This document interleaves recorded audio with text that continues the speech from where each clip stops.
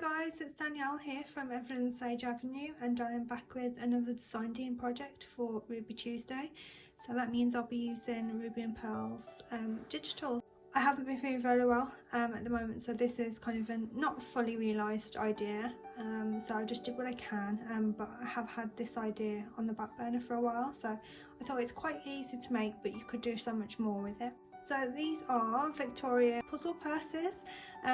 Yeah, I've seen them done quite a bit. They're generally done with people that illustrate because they paint them beautifully and do lots of little illustrations inside, so they look really quite beautiful when they're hand illustrated, but I thought they looked just as lovely using Heather's Digitals. So I'm going to show you how to make them using plain paper, just to make it as clear as possible, as I've done in the past with my kind of origami kind of things. But I'm just going to open one up that I made with some original ledger. These are, all the ones in digitals are just made with A4 pieces of paper. You will need a square to begin with, so no matter what size you're using it, your square just needs to be even, that's all, and I'll show you how you can achieve that with a piece of paper. But this one's from an original piece of ledger, and these would be, because they're so flat, these would be amazing for Happy Mail. They'd be really good to put in journal. You can fill them with quite a bit, but they're really ideal to fill with maybe paper clips or anything flat that you send in a Happy Mail or putting in a journal. So if I just open this one up, you'll see the kind of mechanics of it. So you can have the front or the back, either way. It kind of just depends how the digital falls for me. So this one, I thought the back side like this looked the best as the focal point, and then some of them look really nice where you see the folds and things. So it really just depends what digital you're using, really. So if I just open this one up, it kind of opens when it's open. You can see it looks like a kind of those windmill things. So that's the general look. So if you see the fold, and this is the hardest part when you are doing your fold, is actually making it fold like that, but I'll show you how I do it. And then inside you can see it creates a sort of like a little pocket, so it's got its sides so nothing's going to fall out, so you could actually just put your goodies inside of there, as long as they're not too bulky. You can put anything in there really, and you can even write, so this could be a whole letter that you've just folded up in a really interesting way. So you could do a lot of journaling inside, or you could just journal in this little bit here. So you really can kind of do a lot more with them than what I've done today. As I said, I'm not feeling so great, so I've kind of just done the bare minimum, admittedly. But this idea really could be just a starting point. You could do so much with them. So all you're going to need is a piece of paper, so whatever you use wherever you are. So I know paper sizes vary in the US and the UK. This is A4 as I am in the UK, but as we're folding it, it should be the same anyway, because all we want is a square. So no matter what you're working with, as long as you've got an even-sided square, you should be absolutely fine. So you can size up and size down. And ideally a bone folder is just something to make sure you've got really nice crisp edges. So I've done a little bit of a guide for you here. If you just Google, if you find mine hard to follow, if you Google Victorian Puzzle Purse, there are so many guides on how to do this, but I've tried to make it as clear as possible, or at least how I'd like to be shown anyway. So this is a guide to where I'll be making my folds, so I just highlighted the fold basically, but if you want to just take a little screenshot of this or pause it while you're doing it, you can see what order I'm doing it with. However, just an extra bit of help, because like I said, this idea has been on the back burner for a long time. This is one of my digitals from Notes of a Rose on one of my kits, and it just happens that I've got one of these coin purses in my kit. Sorry, puzzle purses, sorry. But if you have already got this digital kit, you could cut this portion out, so it's not the top bit. It's this portion here, and you can kind of see where the basic folds are anyway. So it's sort of a little guide anyway, just if you've got that kit, this would be something handy for you to refer to as well. I also must apologise about the light, because it's very dim in here today because the weather, it's very overcast, so I apologise if it's a little dark and the quality is not that great. But what we're going to do first is we're going to create our square. So no matter what size paper you're using, generally this should work. So if you fold your one corner so it meets the longest point, and just give that a fold, then if you cut that portion off, that should create your square. So hopefully that kind of translates to whatever sort of paper you're using, hopefully. So by doing that, you've already created your first fold. So you've got your square, and then you fold corner to corner, and that is your first fold. Fold number 1, which is that one there. So there will be 2 sides you're working on, so make sure you are kind of keeping in the back of your mind what side you've started with. So this is side 1, and then our last folds will be side 2. So side 1 is your first corner to corner, and then you're just going to do it in the opposite direction, like so.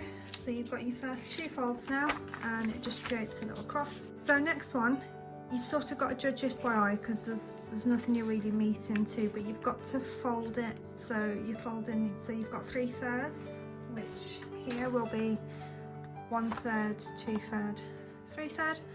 So you've just got to make sure it's nice and even, so I just eyeball. So if I fold my first one, these 2 spaces should be more or less the same. I never measure anything, but just make sure that these 2 kind of distances there are very similar, then you should be okay. So that's my fold 3. I'm not even using my bond folder. So just make sure it's nice and crisp, and then open that one back up. And then this one's nice and easy because you're folding this edge so it meets this crease here. So you can see you've got 3/3 now. So if you flip that around, so those lines are facing horizontally, you need to do that again. So exactly the same thing again. I think we're on fold 5 now. So there are folds on side 1. So you've got your corner to corner twice, and then you've got your thirds twice. So hopefully you can see they are really easy. The folds are really easy. It's when we try and kind of put it together that's the tricky bit. So hopefully you can kind of tell that they match. So now what you want to do is turn over, and this is super easy too because you've already got your guides there. So now you are going to one corner into the kind of middle corner, if that makes sense. So you're not going all the way up here this time, you're just meeting this corner here of this centre square. Right, so this is fold 6. And then all you do is open that back up and you work your way around. So move on to your next corner. And you just do it for all 4 corners on this side. So you can see they're all your folds now. So what you want to do is turn it back to your original side. You can even make a little marking just so you never lose what side you started on.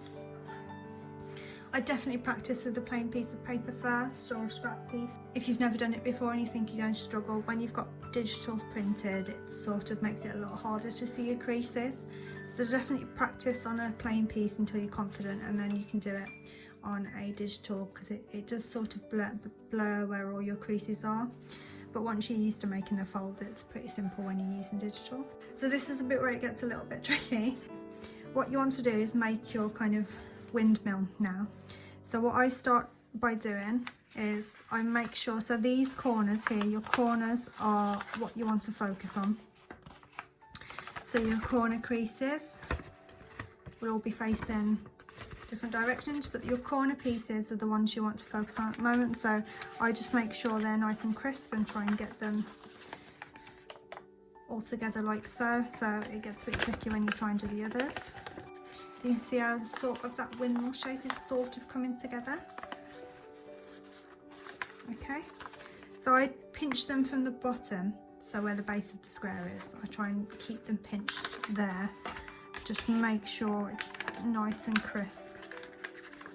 And then still pinching from 2 of the corners.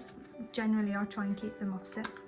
I sort of then just try and push in a little bit, keep working it around, just pushing in and pushing in, and generally it will form, it'll fall into place itself like it just has. So if you just keep pinching in those corners, working your way around, pinching in those corners, it should form.